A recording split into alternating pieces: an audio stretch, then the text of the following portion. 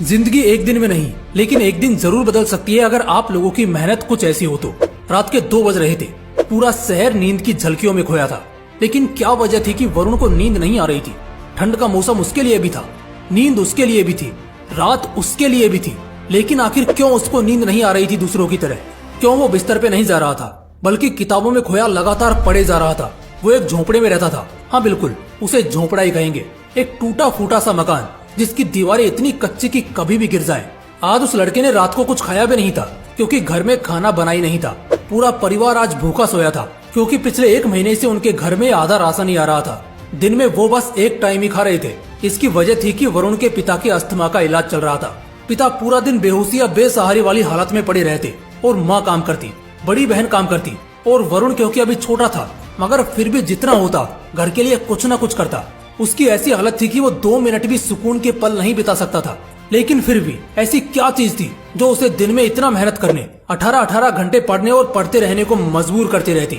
वो दोपहर में गैराज पर भी काम करता और शाम को फिर आकर अपने कंपटीशन एग्जाम की तैयारी करता। वो डेली 4 घंटे पार्ट टाइम में गैराज पर जाकर काम करता था, जिसके बदले बस वो अपने कॉलेज के और एग्जाम फॉर्म की फीस भर सकता था। 2 वक्त का खाना तक गुजर बसर कर पाना भी उसके हाथ में नहीं था।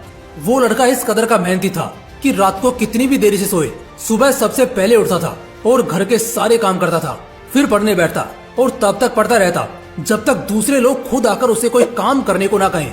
माँ और बहन भी दोनों काम पर जाती थी, तो उनकी गैर मौजूदगी में पिता का ख्याल रखना, उन्हें दवाई देना, पूरा घर संभालना, दोपहर में खुद के काम पे जाना, कई बार रात का खाना स्किप कर देना, मगर फिर भी रातों से लड़कर नींद और थकान हराकर वो पढ़ता था, मेहनत करता था, नए नए रास्ते बनाता, लेकिन किसी भी तरह वो अपनी मेहनत को कम नहीं होने देता।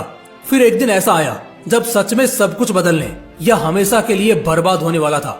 वो बंदा रेलवेज की तैयारी कर रहा था। इतनी मेहनत जो इतने सालों से वो उस चीज के लिए कर रहा था, फाइनली अब उसे पूरा करने का, यानी वो एग्जाम का दिन आ चुका था। ऐसा दिन जिस दिन सब कुछ बदलेगा या हमेशा के लिए बर्बाद होगा। बर्बाद होगा ऐसा इसलिए कह रहा हूँ क्योंकि घर वालों के लिए जिंदगी काटना और मुश्किल हो गया था। वरुण पढ़ाई कर रहा था, इस वजह से घर का खर्च नहीं निकल रहा था। ऊपर से उसकी पढ़ाई में अलग खर्च लगता। इसी वजह से उसके पास ये आखिरी मौका था। वैसे तो किसी भी कॉम्पिटिटिव एग्जाम को निकालने के लिए इंसान के पास कई मौके होते हैं, मगर उसके पास सिर्फ यही एक था, वरना इसके बाद उसे जिंदगी भर गैराज पर ही काम करते दिन काटने होंगे। कल शाम 3 बजे से उसके एग्जाम थे। रात को उस दिन उसने कुछ नहीं खाया, बस थोड़े चने चबाकर गार्डन में चला गया, क्योंकि वहाँ गार्डन में 2 बड़ी बड़ी लाइट्स होती थी जिससे बहुत रोशनी निकलती थी। वो उसके नीचे पड़ने बैठा।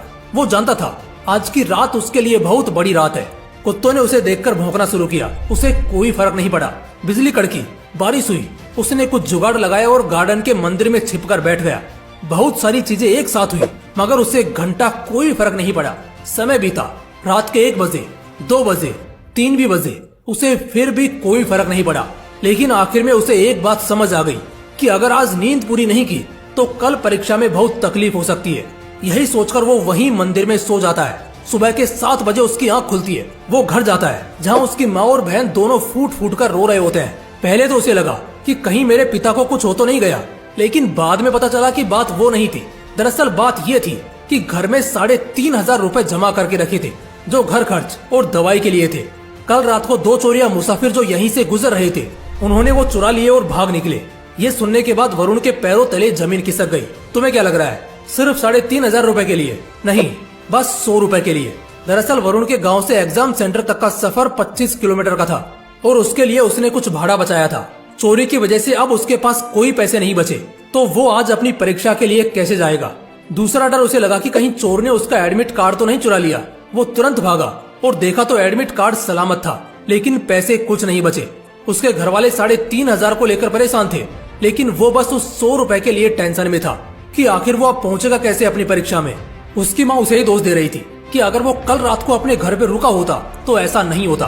खैर, इधर हर कोई उसी को कोसे जा रहा था और वो इन सबको इग्नोर करके बस इतना सोच रहा था कि वो पहुंचेगा कैसे।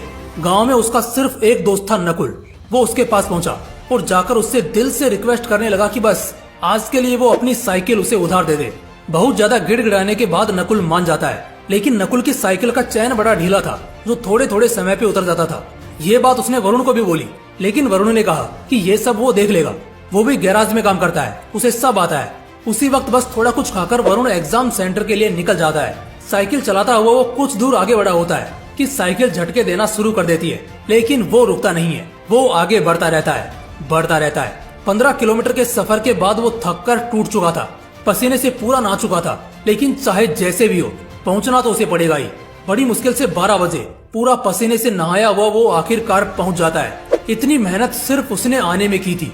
वो तुरंत लाइब्रेरी जाता है। इतनी थकी हुई हालत होने के बावजूद भी वो रुकता नहीं है, बल्कि रिवीजन चालू करता है, क्योंकि अब भी एग्जाम को 3 घंटा बचा था। फाइनली एग्जाम का समय आता है। उसका एग्जाम पूरा होता है। वो सप्लीमेंट्स लेकर लिखता है। ऐसा लग ही नहीं रहा था कि उसने सारी रात मेहनत की थी और इतनी दूर 25 किलोमीटर साइकिल चलाकर आया है। एग्जाम खत्म होता है। वो अपने घर लौटता है। अपने घर वालों की हालत देखकर वो अंदर से रो रहा होता है, मगर किसी को अपने आंसू नहीं दिखाता और कल से फुल टाइम उसी गैराज पर काम करना चालू कर देता है। 2 महीने बाद रिजल्ट का दिन आता है। वरुण गांव से दूर जाकर अपना रिजल्ट चेक करता है, क्योंकि वहाँ सिग्नल बड़ा वीक था। अपनी आईडी डालने के कुछ सेकंड बाद सामने उसका रिजल्ट आता है और जैसे रिजल्ट आता है, इतने समय में पहली बार वरुण खुशी के आंसू वहीं फूट फूट कर रोने लगता है, क्योंकि रेलवेज का उसका एग्जाम निकल चुका था और अब जिंदगी में सारे रोने वाले दिन भी जा चुके थे। वो पैदल दौड़ता हुआ अपने घर पहुंचता है और अपने परिवार को एक खुशखबरी देता है। इस खुशखबरी को सुनकर उसके घर वालों को भी यकीन नहीं होता। वो सभी उस दिन साथ में भर पेट खाते हैं और खुलकर मुस्कुराते हैं। वरुण का रेलवेज में ऑफिसर्स के लिए सिलेक्शन हो चुका था। उसके पिता का इलाज बहुत अच्छी जगह होना शुरू होता है, जिससे कुछ ही महीनों में उसके पिता काफी ठीक हो जाते हैं। बहन की वो बड़े घर में शादी कराता है और जहाँ एक समय पहले उसके खुद के परिवार के लिए 2 वक्त का खाना मुश्किल होता था, अब हर रविवार को वो अपने पैसों से गरीबों को मुफ्त भोजन खिलाता है। वो आज एक बहुत अच्छे घर में रहता है। लाख रुपए से ज्यादा की सैलरी है उसकी। जहाँ कभी साइकिल के लिए वो तरसता था, आज कार में घूमता है। जहाँ कभी 3,500 के लिए और 100 रुपए के लिए रोया था, वो आज 3,500 की तो सिर्फ साड़ी उसकी माँ पहनती है। देखो दोस्तों, जिंदगी कहाँ से कहाँ बदल जाती है एक पल में, लेकिन ये सब कुछ एक पल में नहीं होता। कामयाबी या शोहरत की सबसे बड़ी बात ये होती है कि कामयाब होने के लिए आपका अमीर गरीब, खूबसूरत बदसूरत, होशियार या बुड़बक होना जरूरी नहीं होता, बल्कि थोड़ा स्मार्ट और मेहनत होना मायने रखता है।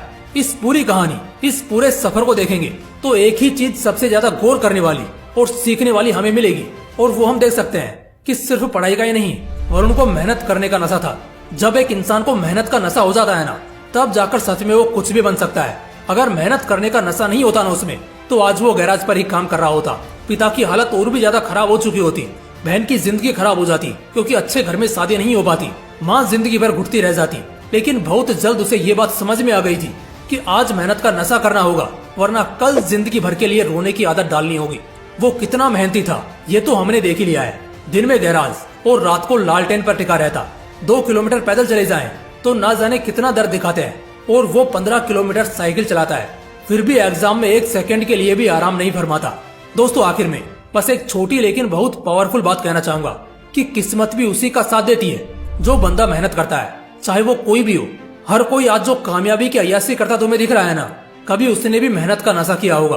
दोस्तों, इस वीडियो का मकसद ये एहसास कराने का था कि एक इंसान मेहनत के किस हद तक जा सकता है, और जब एक बार तुम मेहनत का नशा करना सीख जाते हो ना, तो हर मुकद्दर का सिकंदर तुम्हारी मुट्ठी में होता है। दोस्तों, अगर वीडियो अच्छा लगा तो इसे अपने दोस्तों के साथ जरूर शेयर करना। बाकी फिर मिलते हैं इसी तरह के एक और बवाल वीडियो के साथ। जय हिंद, जय श्री कृष्णा।